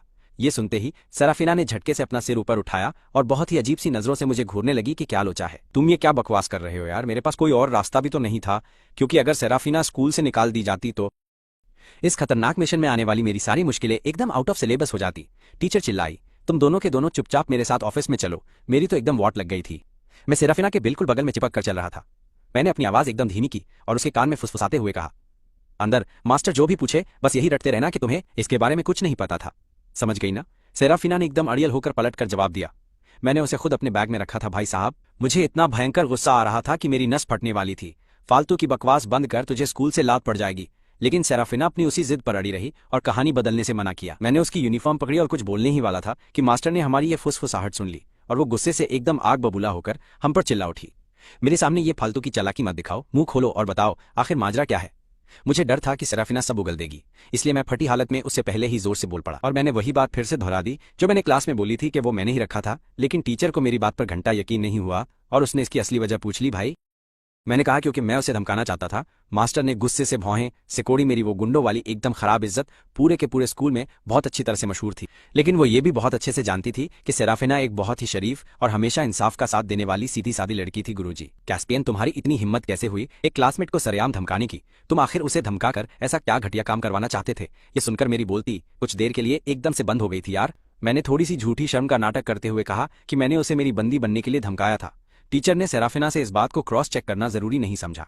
उन्हें लगा कि वो बेचारी बच्ची तो कभी सपने में भी ऐसा गंदा काम नहीं कर सकती, इसलिए टीचर ने बिना कुछ सोचे सेराफिना को वापस उसकी क्लास में भेज दिया था। भाई साहब, उसके बाद वो ऑफिस में मुझ पर पागलों की तरह चिल्लाने लगी और मेरी भयंकर बेइज्जती कर दी। उन्होंने मुझे समाज का सबसे बड़ा कचरा और एकदम नीच इंसान बता दिया था। मुझे एक नंबर का बेशर्म कहा गया और तुरंत मेरे बाप को स्कूल में बुलावा भेज दिया। उन्होंने आते ही बिना कुछ बोले मेरे मुंह पर इतनी जोर का तमाचा जड़ा कि मेरा तो आधा चेहरा उसी वक्त सूजकर एकदम लाल टमाटर बन गया। बाप चिल्लाया, तू अपने साथ वालों को डराता है और तेरी चाकू निकालने की हिम्मत कैसे हुई? आज मुझे तुझे स्कूल के लफड़े से बाहर निकालना पड़ रहा है। क्या कल को मैं तुझे जेल से भी छुड़ाने के लिए आऊंगा नल्ले? मैंने तुझे कुछ ज्यादा ही सिर पर चढ़ा लिया है, एकदम बेकाबू सांड बन गया है तू। ये सुनकर मैंने खून का एक घूंट बाहर थूक दिया। सिर पर चढ़ाया है? आप तो मुझे कभी पूछते तक नहीं हो। फिर कब मुझे बिगाड़ दिया आपने? किस तरह की फालतू बकवास पेल रहे हो आप आज? मेरा बाप गुस्से से एकदम पागल हो चुका था। मैंने भी अपनी गर्दन अकड़ाई और वापस चिल्लाया, क्या मैं गलत बोल रहा हूं? क्या आप उस घर तोड़ने वाली चुड़ैल के पीछे लट्टू नहीं रहते हो जिसने मेरी असली मां को मरने पर मजबूर कर दिया था? अलारा तो बस अपने उस 2 कौड़ी के छपरी बेटे को पालने में बिजी है। क्या पता कि वो लौंडा आपका अपना खून है भी या नहीं। आपको मुझे लाड़ प्यार करने की याद कब आ गई? जरा बताओ कि पिछले 2 सालों में आपने मेरी शक्ल कितनी बार देखी है? डैड जी, क्या आपको ये भी पता है कि मैं कौन सी क्लास में पढ़ता हूं? बाप ने फिर से मारने के लिए अपना हाथ उठाया। मैंने कहा, मारो मुझे, आज तो मुझे जान से मार दो। मुझे सीधा ऊपर यमराज के पास भेज दो ताकि मेरी मरी हुई मां भी देख सके कि तुमने क्या उखाड़ा है। इस खतरनाक बवाल को एकदम आउट ऑफ कंट्रोल होते देखकर वहां खड़ी हुई क्लास टीचर तुरंत बीच बचाव करने के लिए कूद पड़ी और मुझे धक्के मारकर ऑफिस से बाहर निकाल दिया। मैंने अपना सिर नीचे झुकाया और मेरी आंखों से टप टप आंसू गिरने लगे। ये इसलिए नहीं था कि मैं अंदर से बहुत दुखी था, बल्कि इसलिए क्योंकि साला मुझे बहुत ही भयंकर वाला दर्द हो रहा था। अचानक से मेरे ऊपर किसी इंसान की एक गहरी परछाई पड़ी। मैंने थोड़ा सा ऊपर देखा और मुझे समझ आया कि सेराफिना वहां से अभी तक गई ही नहीं है। मैंने जल्दी से अपने आंसू पोंछे और पूछा, तुम अभी तक यहां से गई क्यों नहीं हो? तुमने टीचर को वो सब फालतू बातें क्यों बताई? भले ही मैं अपने बाप से पिटा था, लेकिन मैं सेराफिना के सामने अपना भौकाल कम नहीं करूंगा। क्या तुम्हें लगा था कि अपना जुर्म कबूल करके तुम स्कूल से बाहर हो जाओगी और इस तरह से तुम मुझसे आसानी से बच निकलोगी? हाँ, तो सुन लो, मैं ऐसा बिल्कुल भी नहीं होने दूंगा। मेरे चंगुल से भागने का यह फालतू सपना देखना भी एकदम छोड़ दो तुम।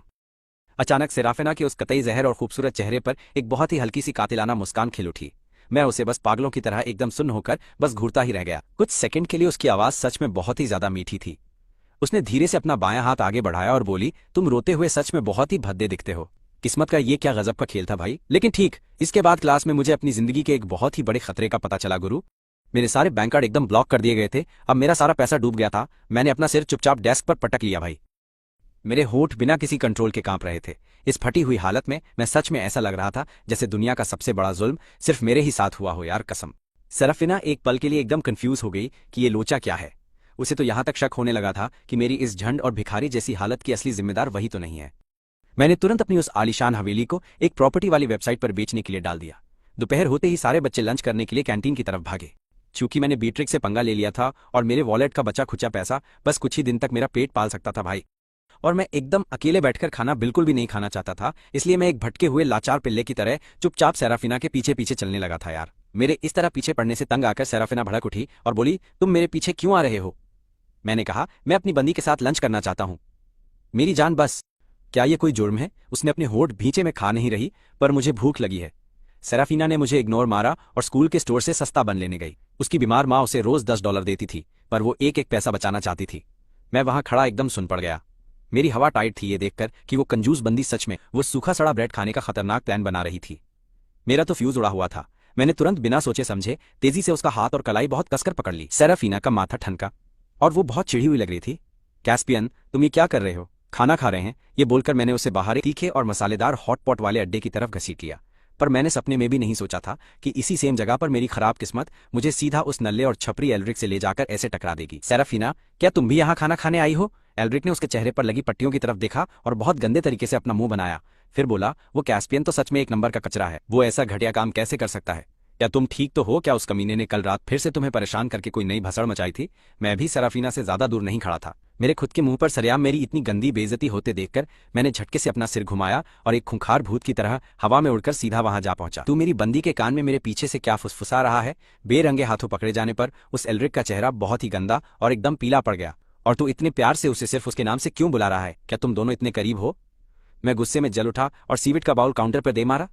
मैंने अपने एक हाथ से सेराफिना को बहुत कसकर पकड़ा और सारे पैसे चुकाकर वहां से बाहर निकलने लगा। हमें खुद को इग्नोर मारते हुए देखकर वो एल्ड्रिक कुत्ते की तरह हमारे पीछे पीछे भागने लगा। कैस्पियन, तेरे पास अंधा पैसा और बहुत तगड़ा भौकाल है, फिर भी तू क्यों जिद पर अड़ा है कि तुझे सेराफिना की जिंदगी नर्क बनानी है? वो पहले ही बेचारी बहुत दुखी है, क्या तू प्लीज उसे जाने दे सकता है? ये फालतू बात सुनकर मैंने स्वैग में अपनी आईब्रो ऊपर उठाई। मुझे ये बात बहुत अच्छे से पता थी कि सेराफिना को उन लोगों से सख्त नफरत थी जो उसे बेचारी कहकर बुलाते थे। मुझे अचानक ऐसा महसूस हुआ जैसे कोई बहुत बड़ा और मजेदार सरप्राइज सीधा मेरी झोली में आकर गिरा हो। बेचारी, मैंने अपनी जिंदगी में एक बार भी सेराफिना को बेचारी या लाचार नहीं समझा था। और रही बात उसकी जिंदगी नर्क बनाने की, तो मेरे भाई तू जरूरत से ज्यादा सोच रहा है। हम दोनों एकदम सच्चे प्यार में हैं, है ना मेरे चांद के टुकड़े? फिर मैंने अपना हाथ उसकी पतली सी बाह पर नीचे खिसकाया और एकदम जबरदस्ती अपनी उंगलियां उसकी उंगलियों में फंसा ली।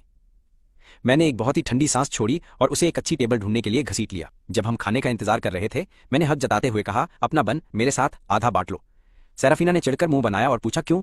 मैं तुझे अपनी तरफ से इतना बढ़िया खाना खिला रहा हूं, तो क्या तुझे बदले में मुझे कुछ नहीं देना चाहिए? कितनी बड़ी कंजूस है तू, मुझे अपने ब्रेड का एक टुकड़ा तक नहीं दे सकती। सेराफिना को पहले ऐसा लगता था कि पुराना कैस्पियन एक बहुत ही बड़ा बेवकूफ इंसान था, लेकिन आज मुझे इस अजीब हरकत को करते देखकर उसे पक्का यकीन हो गया कि मैं एकदम ब्रह्मांड के लेवल का सबसे बड़ा ढक्कन हूं। मैंने तुम्हारा खाना खाने के लिए कभी नहीं बोला, मैंने मजाक उड़ाया।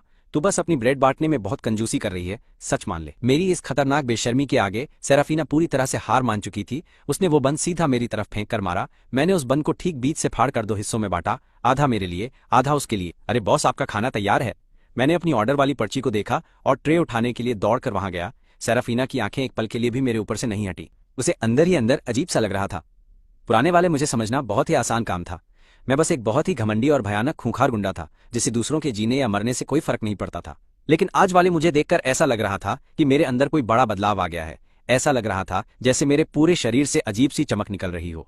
मैं बहुत ही ध्यान से मसालेदार हॉटपॉट का एक बहुत बड़ा और ऊपर तक भरा हुआ भारी बाउल संभालते हुए वापस अपनी टेबल पर आया। मैंने उसे तुरंत खाने में कोई जल्दबाजी नहीं की, बल्कि मैंने एक बड़ा चम्मच पकड़ा और सेराफिना के लिए आधा छोटा बाउल भरकर सूप निकाल लिया अपनी सब्जियों को। इसमें इस तरह से अच्छे से डुबोकर खाओ, इससे ये बहुत जल्दी ठंडी हो जाती हैं। उस बहुत ही गर्म सूप से तिल के पेस्ट की शानदार मजेदार महक हवा में ऊपर आ रही थी। ये देखकर कि सेराफिना ने अभी तक अपनी चॉपस्टिक्स नहीं उठाई थी, मैंने उस बड़े बाउल से मीट बॉल्स बाहर निकालकर उसके छोटे वाले बाउल में डालना शुरू कर दिया। फिर मैंने बहुत ही जबरदस्त भौकाल के साथ उसके हाथ में एक चॉपस्टिक्स का जोड़ा एकदम मजबूती से जबरदस्ती पकड़ा दिया। चुपचाप खा ले, इसे तहजीब कहते हैं। मैंने तेरा ब्रेड खाया था, इसलिए तुझे भी मेरा खाना खाना ही पड़ेगा। जल्दी से अपना खाना खत्म कर और पेट भर। इसके ठीक बाद हमें स्कूल में दोपहर वाली क्लास भी लेनी है। ये सुनकर अपनी चॉपस्टिक्स को बहुत ही मजबूती से पकड़े हुए सेराफिना के हाथ हल्के से कांपने लगे। कैस्पियन, तुम्हें मेरे साथ इतना अच्छा बनने की जरूरत नहीं है। तुम मेरे साथ कितने भी अच्छे क्यों ना बनो, मैं तुम्हें कभी पसंद नहीं करूंगी। उसे पूरा यकीन था कि ये कड़वी बात सुनकर मेरी खोपड़ी सटक जाएगी और मैं एकदम भड़क जाऊंगा, पर इसकी बजाय मैं बस एक पल के लिए रुका और फिर उसे देखकर एक बहुत ही शानदार सी मुस्कान दी। कोई बात नहीं, मुझे और ज्यादा मेहनत करनी पड़ेगी। पहले तूने कहा था कि तू मेरी बंदी नहीं बनेगी, और अब देख तू सच में मेरी है। $30 से भी ज्यादा का वो बहुत ही बड़ा सा बाउल भरकर खाना सेराफिना ने तब तक खाया जब तक कि उसका पेट फूल नहीं गया। पूरा खाना खाने के बाद मैंने अपना मुंह पोंछा। हमारे पास अभी भी पूरे 30 मिनट बचे हुए हैं, चल वापस स्कूल चलते हैं। सेराफीना ने बहुत भारी मन से सिर हिलाया। जैसे ही हम वहां बैठे एल्रिक की टेबल के पास से गुजरे, अचानक उसने हाथ बढ़ाया और सेराफीना की बाह पकड़ ली। इससे पहले कि मेरा पारा 7वें आसमान पर चढ़ता, उसने उसे छोड़ दिया। पर मेरे लिए उसकी इस एकदम छोटी सी हरकत को भी बर्दाश्त करना पूरी तरह से नामुमकिन था। मेरे खुद के मुंह के ठीक सामने मेरी बंदी के साथ लाइन मारना बिल्कुल बर्दाश्त नहीं किया जाएगा। अगर तुम इसे एक पढ़ने वाले नजरिए से देखो तो एल्रिक एकदम इंसाफ की चमकती हुई एक बहुत ही महान और चमचमाती मूरत है, लेकिन मेरे नजरिए से देखूं तो वो एक नंबर का नूब और फालतू जोकर है। वैसे भी सेराफीना तुझे कभी मिलने वाली तो है नहीं, तो फिर तू आखिर उससे क्यों बात कर रहा है? मेरी इस बहुत भयानक डांट ने एल्रिक का चेहरा डर के मारे एकदम लाल और सफेद कर दिया था। तुम्हारा इस फालतू बात से मतलब क्या है? मैं बहुत गुस्से से जोर से हंसा और अपने ठीक सामने अपनी बंदी का हाथ एकदम कसकर पकड़ लिया। और तुझे लगता है कि तू बिल्कुल सही है? तूने उसे बंदी कैसे बोला? पूरी दुनिया जानती है कि तूने उसके साथ जबरदस्ती की है। मैं सच में इस पालतू नल्ले इंसान से बहुत परेशान था। यह गधा बार बार इस पुरानी बात को क्यों खींचता है? इस पालतू बकवास से मैं लोगों की नजरों में असली विलेन बन जाता हूँ। सेराफीना ने खुद अपने मुंह से कहा था कि वो मेरी बंदी बनना चाहती है। गुस्से में मैंने पास पड़ी कुर्सी उठाई और बहुत जोर से चिल्लाया, क्या तू अपनी इस फालतू जिंदगी से अब पूरी तरह ऊब चुका है बे? मेरे इस बहुत ही खतरनाक और हिंसक रूप को देखकर सेराफीना के अंदर जो एक अजीब सा अच्छा एहसास हो रहा था, वो अब धीरे धीरे एकदम गायब होने लगा था और उसकी जगह भयानक सच्चाई ने ले ली। ये देखकर कि रेस्टोरेंट का मालिक डर चुका था और बाकी के सभी स्टूडेंट्स पागलों की तरह हमें ही घूर रहे थे। सेराफीना ने जल्दी से मेरी बाह पकड़ ली। उसकी आवाज में एक अजीब सी मिन्नत थी, प्लीज यहाँ पर कोई भी नई भसड़ मत मचाओ, ठीक है? ये सुनते ही मेरा पूरा शरीर सुन पड़ गया और मैंने तुरंत वो कुर्सी वापस नीचे रख दी। मैंने बहुत तेजी से अपना सिर हिलाया, ठीक है, मैं कोई भी तमाशा नहीं करूंगा, चलो चलते हैं। जैसे ही हम बाहर निकले, सेराफीना ने तुरंत मेरी बाह पर से अपनी पकड़ छोड़ दी। उसके ठीक पीछे पीछे चलते हुए मेरा दिल एकदम नगाड़े की तरह बहुत जोर से धड़क रहा था। इसके सामने कौन टिक सकता है? इससे पहले सेराफीना हमेशा मुझसे बहुत गंदे ताने मारकर बात करती थी, जिससे सुनकर दिमाग खराब होता था। किसे पता था कि जब वो नॉर्मल तरीके से बात करेगी तो मुझ पर इतना गहरा और जादुई असर होगा। सेराफीना अपने चेहरे पर बहुत सारे उलझे हुए एक्सप्रेशन के साथ सड़क पर चल रही थी। अभी थोड़ी देर पहले जब उस एल्रिक ने उसकी बांह पकड़ी थी तो उसने बहुत ही चालाकी और छुपके से उसके हाथ में एक छोटा सा कागज का टुकड़ा थमा दिया था।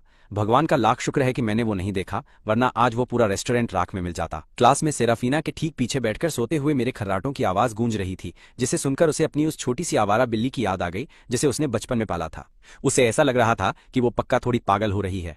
छुट्टी के ठीक समय पर मैं अपनी नींद से एकदम झटके से उठा। मैं एकदम आलस में अपनी बॉडी को खींचकर अंगड़ाई ले रहा था कि तभी फिजिक्स वाले टीचर ने मुझे तुरंत पकड़ लिया और बोले, कैस्पियन अपनी जगह पर खड़े हो और क्लास को सवाल समझाओ। मैं हकलाते हुए एकदम लड़खड़ाकर अपने पैरों पर खड़ा हुआ और सीधा अपनी उस भारी किताब को बहुत ध्यान से घूरने लगा, जो सच में मेरी लार से भीगी थी। फिजिक्स वाले टीचर ने मुझे ऐसे घूरा जैसे वो पहले से ही सब जानते थे और बोले, अगर तुम इसे समझा नहीं सकते तो चुपचाप खड़े रहो। मैंने हार मानकर सिर खुजलाया और अपने कंधे झुका लिए। ऐसा लग रहा था कि बीट्रिक्स गिरे हुए लोगों को और नीचे गिराने में एकदम पक्की मास्टर है। वो पीछे मुड़ी और मेरा भारी मजाक उड़ाते हुए बहुत जोर से हंसी। सबसे पहले तो मैं बीट्रिक्स के साथ ही एक डेस्क पर बैठता था। मैं सिर्फ सेराफीना को अपने जाल में फंसाने के लिए ही यहाँ आया था। अब हमारा रिश्ता टूट चुका था, इसलिए इस क्लास में मैं बिल्कुल अनाथ बच्चे जैसा बन गया था। और सबसे बुरी बात तो ये थी कि अब सेराफीना भी मुझे बहुत ज्यादा गंदे तरीके से पूरी तरह इग्नोर कर रही। मैं एकदम सुन्न होकर चुपचाप खिड़की के बाहर घूर रहा था। सेराफीना ने मेरी तरफ देखा, एक हल्की सी सांस छोड़ी, अपनी आंखें नीचे की और पूछा, तुम्हारी वो होशियार गर्लफ्रेंड आज रात के खाने में आखिर क्या खा रही है? मुझे कुछ नहीं खाना। मुझे पहले से पता था कि वो ऐसा ही कुछ बोलेगी। मैंने कहा, लेकिन मुझे खाना है। तुम मेरी गर्लफ्रेंड हो, इसलिए तुम्हें मेरे साथ चलना ही पड़ेगा, पक्का। मेरे सारे बैंक कार्ड पूरी तरह से फ्रीज कर दिए गए थे। मेरा प्राइवेट ड्राइवर भी हटा दिया गया था और अब मेरी हालत पब्लिक बस के धक्के खाने वाली हो गई थी। मैं अपना खुद का घर बेचने के लिए भी एकदम तैयार हो रहा था। रियल एस्टेट एजेंट ने घर देखने के बाद तुरंत ही मुझे कई सारे घर खरीदने वाले लोगों से मिलवाया था। अगर घर के सारे कागजात जल्दी से पास हो गए तो आज मेरा उस शानदार विला में अपनी खुशी भरी जिंदगी का एकदम आखिरी दिन होगा। मैं सच में उसे बिल्कुल भी छोड़ना नहीं चाहता था यार, लेकिन मैं किसी भी हालत में अपने उस बुढ़े बाप के सामने अपना सिर नहीं झुकाने वाला था। वो शानदार विला पूरे 3 मिलियन में बिका और उसे खरीदने वाला कोई और नहीं बल्कि शियाओ परिवार का सबसे बड़ा दुश्मन था। बिना कोई दूसरा विचार मन में लाए मैंने तुरंत उस कॉन्ट्रैक्ट पर साइन कर दिए। मुझे अच्छे से पता था कि डैड विला को पक्का वापस खरीद लेंगे। वो ये बकवास कैसे बर्दाश्त करते कि उनका बेटा इतना कंगाल हो गया है कि उसे अपना घर बेचना पड़ा। हाथ में आए उस भारी कैश से मैंने सेराफीना के पास ही एक बढ़िया नया अपार्टमेंट सीधा किराए पर ले लिया। सच बताऊं तो ये बिल्कुल उसी सेम बिल्डिंग में मौजूद था, लेकिन मैंने उसे कुछ भी बताने की हिम्मत नहीं की क्योंकि मुझे बहुत खौफ था कि मेरी एक भी गलत चाल मेरे पूरे मिशन की वॉट लगा देगी। मैं हर रोज बहुत छुपते हुए सेराफीना के लिए उसका नाश्ता लाता था और उसे दिन के तीनों वक्त का खाना खिलाने बाहर ले जाता था। मैंने एक भी दिन नागा नहीं किया। सेराफीना बिना कोई शिकायत किए बहुत ही शांति से मेरी सारी बात मान लेती थी और अब उसका जो एटीट्यूड मेरे लिए पहले बहुत कड़क था वो काफी हद तक एकदम नरम हो गया था। जब हम एक छोटे ढाबे पर आराम से खाना खा रहे थे तो मैंने बड़ी चालाकी से बात छेड़ी, तुम किस यूनिवर्सिटी में दाखिला लेने का प्लान बना रही हो यार? सेराफीना जियांगचिंग यूनिवर्सिटी जाने की पक्की जिद पर अड़ी हुई थी क्योंकि वो किसी भी कीमत पर अपनी माँ से ज्यादा दूर बिल्कुल नहीं जाना चाहती थी। और एकदम उम्मीद के मुताबिक उसने पूरी ईमानदारी से जवाब दिया। जियांग, मैंने पूछा कि कौन सा सब्जेक्ट? उसने कहा शायद कंप्यूटर साइंस। ये सुनकर मुझे बहुत ही ज्यादा भयानक और गंदा झटका लगा। ऐसा तो किसी भी हालत में बिल्कुल भी नहीं हो सकता, क्योंकि इस कहानी का मेन हीरो भी कंप्यूटर साइंस ही पढ़ने वाला था, और फिर वो दोनों पक्का एक ही क्लास में आ जाते। उस मेन हीरो के एकदम टॉप क्लास मार्क्स सेराफीना के घमंड को पल भर में कुचल देते, और यहीं से उसके अंदर का एक बहुत ही खूंखार और सबसे भयानक विलेन पूरी तरह से जागता। मैंने हल्के अंदाज में पूछा, मेडिकल की पढ़ाई के बारे में तुम्हारा क्या ख्याल है? सेराफीना की भौहें तन गईं। उसे अपने फैसलों पर किसी का सवाल उठाना बिल्कुल पसंद नहीं था, लेकिन मैंने उसकी इस नाराजगी को पूरी तरह से इग्नोर किया और कहा, मेडिकल की लाइन बहुत बढ़िया है, नौकरी मिलने के 100% चांस, बहुत मोटी सैलरी, और ऊपर से ये एक काफी तगड़ी स्किल है। हर जगह इनकी बहुत ज्यादा जरूरत होती है, और सबसे अहम बात, दूसरों की जान बचाना और घायलों की मदद करना बहुत ही नेक काम है। शायद ऐसा करने से वो अपने विलेन वाले टैग को मिटा दे और एक बहुत अच्छी इंसान बन जाए। वो बोली, मुझे कोई शौक नहीं, मेरा पेट भर गया। वो मेरी ये पूरी चाल बहुत पहले ही समझ चुकी थी। मैं उसे जबरदस्ती बाहर खाना खिलाने सिर्फ इसलिए लाता था क्योंकि मुझे उस बेचारी पर बहुत तरस आता। सेराफीना शुक्रगुजार थी, लेकिन वो ये बात एकदम अच्छे से जानती थी कि ये सब कुछ आखिर में बस एक बहुत गंदा और भयंकर क्रूर मजाक बनेगा। सेराफीना ने अपना इरादा पहले ही एकदम पक्का कर लिया था। जिस पल मेरे चेहरे से शराफत का ये मुखौटा उतरता, वो बिना पलक झपकाए सीधा मेरी जान ले ही लेती है पक्का। जब वो छोटी थी तब से ही उसे लगता था कि वो बस लोगों को काटने के लिए पैदा हुई है। लोगों की जान बचाना? अरे हाँ, बिल्कुल सही। मेरी चिंता करने के बजाय तुम अपने उन भयंकर घटिया मार्क्स की चिंता करो। आज के इस खाने के लिए बहुत शुक्रिया। सेराफीना की बात सुनते ही मेरे दिमाग की बत्ती अचानक से तेज जल उठी। मुझे अचानक से एक बहुत तगड़ा आइडिया आया। मैंने कहा, तुम बिल्कुल सही कह रही हो, मेरे मार्क्स एकदम बकवास हैं। एक काम करते हैं, अब से मैं तुम्हारे खाने का बिल भरूंगा और तुम मुझे पढ़ाना। सेराफीना ने बहुत ही लंबे समय तक मुझे घूर के एकदम सीरियस होकर देखा। कॉलेज के उस मेन एंट्रेंस एग्जाम में आधा महीना भी नहीं बचा था। वो बोली, ये सब बिल्कुल बेकार है यार। बिना कोशिश किए तुम्हें कैसे पता चला कि ये बेकार है? सच बताऊं तो मेरा दिमाग बहुत तेज है। तेज दिमाग, उसने मजाक उड़ाते हुए कहा। तुम हर बार अपनी क्लास में एकदम सबसे पीछे आते हो, पक्का ना? मैंने अपनी भौहें तान ली और एकदम चुप हो गया। हैरानी की बात थी कि मेरे चेहरे के हाव भाव देखकर सेराफीना भी थोड़ी सी हिचकिचा गई। पिछले कुछ वक्त से लगातार मैं उसे जो इतना बढ़िया खाना खिला रहा था, सच कहूं तो उसकी वजह से उसकी जिंदगी अब बहुत ज्यादा आरामदायक बन गई थी। उसकी माँ ने भी सुना था कि स्कूल में उसका कोई दोस्त बना है और वो इस बात से बहुत ज्यादा खुश थी। तो फिर शाम की पढ़ाई वाले 2 घंटे उसने आखिर में ये बात मान ही ली। जैसे ही उसने मेरी बात मानी, मेरे चेहरे पर एक बहुत ही बड़ी खुशी वाली मुस्कान आ गई। तुमने मुझसे वादा किया है, अब पीछे बिल्कुल मत हटना। सेराफीना के सीने में एक बहुत ही अजीब और ना समझ आने वाली भावना अचानक से जाग उठी थी, और फिर वो एकदम सीधा सीधा सिर्फ मेरी ही आंखों में देखने लगी, जैसे कि वो मेरे शरीर के आर पार होकर मेरी रूह को पढ़ना चाहती हो। तुम पहले से पूरी तरह बदल गए हो। ये सुनकर डर के मारे मेरी खोपड़ी एकदम से सुन पड़ी गई थी यार। लेकिन एक ही सेकंड में खुद को संभाल कर मैंने पूरे घमंड के साथ अपनी ठुड्डी उठाई। हाँ, बिल्कुल हूँ। किसको पता है, शायद हमारी इस ग्रेजुएशन के बाद हम दोनों एक दूसरे को कभी देख भी ना पाए यार। मैं बस अपने इस छोटे से वक्त का इस्तेमाल पिछली गलतियां सुधारने के लिए कर रहा हूं, ताकि तुम्हारा ज़मीर हल्का हो जाए। मुझे नहीं पता था मैं नाटक कैसे करूं। मैंने अपना सिर ऐसे झुका लिया जैसे मेरे साथ बहुत नाइंसाफी हुई हो। अगर तुम यही सोचना चाहती हो तो मैं तुम्हें रोक नहीं सकता। मैं अब जा रहा हूं। अंदर ही अंदर थोड़ी घबराहट महसूस करते हुए मैंने जल्दी से बेतरतीब तरीके से खाने के कुछ निवाले अपने मुंह में ठूंसे और दौड़कर सीधे ढाबे से बाहर निकल गया था। इस पूरे समय के दौरान मैंने अपने उन पुराने आवारा और नल्ले दोस्तों के ग्रुप से कोई भी सुलह नहीं की थी। आखिर में बीट्रिक्स का सब्र पूरी तरह टूट गया था। मुझे एक बार फिर से सेराफीना के साथ एकदम प्यार से चिपके हुए देखकर मेरे पास से गुजरते हुए वो पूरी तरह भड़क गई और बहुत तेज चिल्लाई। अपने सबसे बड़े और भयंकर शौक में उसने मुझे सच में पढ़ते हुए देख ही लिया। क्या ये नौटंकी सच में जरूरी है कैस्पियन?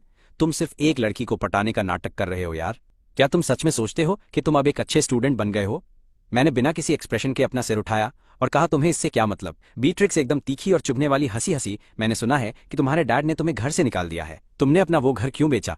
बे क्या इससे मेरा कोई वास्ता नहीं है? जिस तरह से तुम एकदम अंधा पैसा उड़ाते हो, क्या सच में बस एक घर का रोकड़ा तुम्हारे लिए काफी होने वाला है? क्या तुम मेरे पास आकर कोई एहसान मांगना चाहते हो? मैं तुम्हारे पिताजी के सामने तुम्हारी बहुत अच्छी सिफारिश कर सकती हूँ।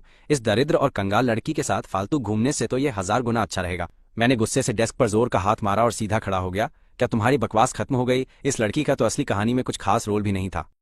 तो फिर वो बिना किसी बात के मेरे लिए इतनी भसड़ क्यों खड़ी कर रही थी? क्या वो सेराफीना का काला पड़ता हुआ खतरनाक चेहरा नहीं देख सकती थी, जो ज्वालामुखी की तरह एकदम फटने वाला था? मुझे अभी कुछ जरूरी काम निपटाने हैं, इसलिए मैं यहाँ से जा रहा हूँ। सेराफीना को मेरे और बीट्रिक्स के बीच चल रही इस फालतू सी नौटंकी में फंसने का रत्ती भर भी कोई शौक नहीं था यार। बीट्रिक्स बहुत ही गंदी तरह से हंसी। ओहो, हमारे महान विद्वान तो बहुत बिजी हैं। क्या तुम बर्तन धोने या दूसरों की झूठी प्लेटें उठाने के लिए जा रहे हो? बीट्रिक्स, क्या तुम सच में मुझसे कुछ कहना चाहती हो? चलो इस बात को बाहर चलकर निपटाते हैं। बीट्रिक्स मेरे इस डरे हुए और हद से ज्यादा बचाव करने वाले व्यवहार से बुरी तरह चिढ़ गई। पता नहीं अचानक ऐसा क्या खतरनाक जादू हुआ। हम अभी ज्यादा दूर नहीं गए थे कि तभी एकदम हैरानी की बात थी। सेराफिना सच में हमारा पीछा करते हुए बाहर आ गई थी। सड़क की बत्ती के नीचे मेरा चेहरा एकदम भयंकर गुस्से से लाल हो चुका था। क्या तुम्हारा दिमाग पूरी तरह खराब है? बीट्रिक्स, सेराफिना के साथ मेरी पढ़ाई करने का भला तुमसे क्या वास्ता हो सकता है? असली में दिमाग तो तुम्हारा खराब है। बीट्रिक्स की आवाज बहुत ही ज्यादा तेज हो गई थी। मैंने तुम्हें बस उसके साथ मजे करने दिए और तुमने आखिर ये क्या कर दिया है? तुम तो करीब करीब उसी के घर पर टिके हुए हो। क्या सच में इसका मुझसे कोई मतलब नहीं है? क्या तुम भूल गए कि हमारे परिवारों के बीच एक बड़ी शादी तय हो चुकी है? मैं उस गहरे सदमे के मारे एकदम से सुन्न पड़ गया था और मेरा दिमाग पूरी तरह से उलझकर कबाड़ा हो चुका था। भाई साहब, सिस्टम से पागलों की तरह पूछने पर भी मुझे कुछ पता नहीं चला। क्या तुम्हें पता है कि तुम इस वक्त बिल्कुल किस तरह के दिख रहे हो बे? तुम एकदम बड़े वाले मजनू और लड़कियों का पीछा करने वाले ठरकी लग रहे हो। सेराफिना को तो मालूम तक नहीं कि तुमने उसके ठीक नीचे वाला घर किराए पर ले लिया है। मैं रोज तुम्हें एकदम चोरों की तरह उसके पीछे पीछे छिपते हुए देखती हूँ। सच कहूं तो ये बहुत ही घटिया है। मैं उसकी इन फालतू सी बातों से बहुत ही ज्यादा आग बबूला हो गया था। इससे पहले कि वो घटिया गाली मेरे मुंह से बाहर निकल पाती, मुझे लगा कि मेरे चेहरे का सारा रंग एकदम उड़ चुका था। कुछ दूरी पर सेराफिना मुझे एकदम किसी भूत की तरह पागलों जैसे घूर रही थी। उसके चेहरे पर एकदम अजीब और भयानक से भाव साफ नजर आ रहे थे। कैस्पियन, तुम सच में एक बहुत ही अलग टाइप की चीज हो यार। मैंने अपनी पूरी रात बिस्तर पर करवटें बदलते और जोर से आहें भरते हुए गुजार दी थी कि आखिर मेरा ये पूरा प्लान कहां पर फेल हो गया। जब मैंने अपने दरवाजे के बाहर कुछ अजीब सी आवाज सुनी तो मैं एकदम झटके से उछला और सीधा होकर अपनी जगह पर बैठ गया था। भाई साहब, दरवाजे के छेद से बाहर झांकते ही मेरा तो दिल बैठ गया। एकदम आधी रात को सेराफिना मेरे दरवाजे के ठीक बाहर खड़ी हुई नजर आई थी। घबराते हुए मैंने पूरे कमरे में देखा, पोछे का डंडा कसकर पकड़ा और बहुत धीरे से दरवाजा खोला। सबसे पहले मुझे जो सामने दिखाई दिया वो कुछ और नहीं बल्कि उस लड़की का, सेराफिना का एकदम कतई जहर और बहुत ही ज्यादा खूबसूरत चेहरा था। मैं कुछ पल के लिए खो गया। तुम सच में यहाँ पर रहने आ गए हो? उसकी आवाज में एक बहुत ही भारी सार्काज्म भरा था। मेरे सारे पैसे खत्म हो चुके हैं, यहाँ का किराया बहुत सस्ता है, ये एक ट्यूशन वाली क्लास होने वाली है यार। सेराफिना किसी तरह से धक्का देकर मेरे घर में अंदर घुस आई। कमरा बहुत ही खस्ताहाल था। मैंने उसे बिल्कुल खुद से ही धीरे धीरे बात करते हुए साफ सुना था। हमें आज शाम को पढ़ाई के दौरान ट्यूशन के पूरे 2 घंटे नहीं मिले थे। अब तुम मेहनत करना चाहते हो तो पहले अपना काम खत्म करो।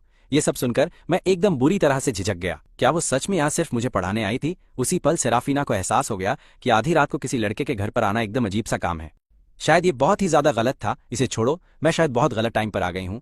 मैं तुम्हें कल सुबह की पढ़ाई के टाइम पर ही ट्यूशन दे दूंगी, ठीक है ना? मैंने हैरानी से अपनी भौहें उठाईं। मैं जानता था कि ट्यूशन तो बस बहाना था। वो बस ये पक्का करने आई थी कि बीट्रिक्स ने सच कहा था या फिर एकदम झूठ बोला। आज जो भी हुआ मैं सब समझा सकता हूँ, कुछ भी समझाने की जरूरत नहीं।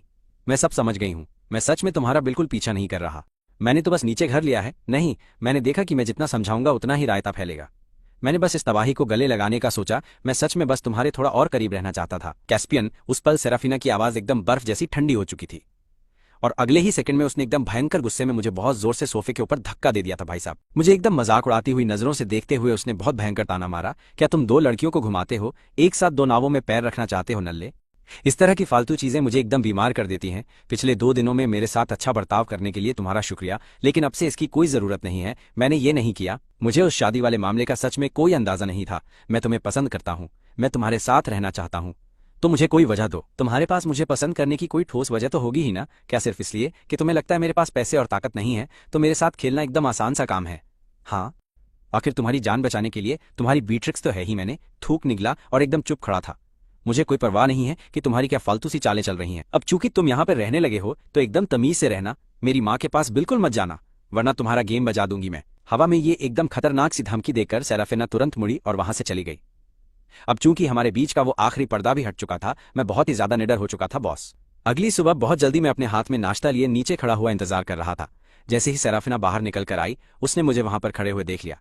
तुम यहाँ पर क्या कर रहे? तुम्हारा ही इंतजार कर रहा हूँ। चूंकि तुमने मुझे पकड़ ही लिया है तो क्या मैं अब से तुम्हारे साथ ऊपर तक चलकर आ सकता हूँ क्या मेरी जान? सेराफिना चुपचाप नीचे गई और अपनी वो खटारा सी साइकिल बाहर निकाली। मैं भी एकदम मजे से जाकर साइकिल के पीछे वाले हिस्से पर फुर्ती से कूद कर बैठ गया। चलो अब जल्दी से यहाँ से चलते हैं यार। क्या तुम्हारी सारी शर्म एकदम से खत्म हो चुकी है? मैंने कुछ भी गलत नहीं किया है। क्या तुमने नहीं कहा था कि तुम मुझे ट्यूशन पढ़ाओगी? सुबह की पढ़ाई में जल्दी करो ना। अगर तुम फिर से लेट हो गई तो सब देख लेंगे कि तुम मुझे अपने साथ स्कूल लेकर आ रही हो। जैसे ही सेराफिना साइकिल पर बैठी, मैंने तुरंत अपनी बाहें उसकी कमर में डाल दी। मैं उस खूबसूरत लड़की के उस पतले से शरीर को बहुत अच्छे से महसूस कर पा रहा था बॉस। उसकी कमर के पास अचानक हुई उस गर्मी से सेराफिना का चेहरा एकदम लाल होने लगा। हालांकि उसे खुद भी समझ नहीं आया कि वो इस तरह से क्यों रिएक्ट कर रही थी यार। जब हम स्कूल पहुंचे तो एक कोने में जहां पर कोई भी देख नहीं सकता था, उसने मुझे एकदम उतार दिया। मैं साइकिल खड़ी करने जा रही हूँ, तुम जाकर सीधा क्लास में मेरा इंतजार करो भिड़ू। मैंने अपना होंठ सिकोड़ा। मुझे कुछ समझ नहीं आया कि उसे इस बात को इतना छिपाने की क्या जरूरत पड़ गई। स्कूल में ऐसा कौन है जो नहीं जानता कि हमारे बीच क्या चल रहा है?